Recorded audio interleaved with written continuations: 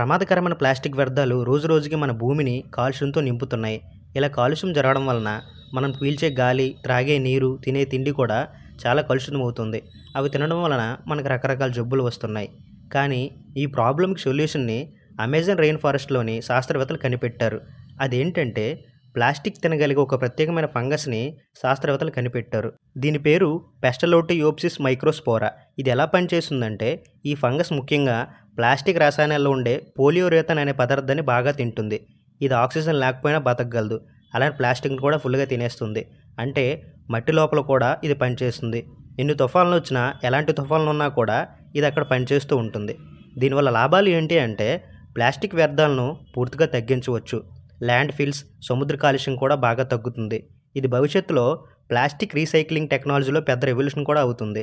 ఇది మన జీవితాన్ని ఎలా ప్రభావితం చేస్తుంది అంటే ప్లాస్టిక్ వాడకం వల్ల కలిగే ప్రమాదం చాలా వరకు తగ్గుతుంది. ప్లాస్టిక్ను చిత్తుగా కరిగించి భూమిని కాపాడే అవకాశం చాలా వరకు ఉంటుంది. ఈ ప్లాస్టిక్ని తినే ఈ ఫంగస్ భూమిని రక్షించగలదా అంటే అది నిజంగా రక్షించగలదు. ప్రపంచాన్ని నాశనం చేస్తున్న ప్లాస్టిక్కు ప్రకృతి ఇచ్చిన అద్భుతమైన పరిష్కారం ఇది. అమెజాన్ అడవుల్లో కనుగొన్న ఫంగస్ ఇది ప్లాస్టిక్ను పూర్తిగా తినేస్తుంది. భవిష్యత్తులో ఇది కూడా మన భూమిని కాపాడవచ్చు.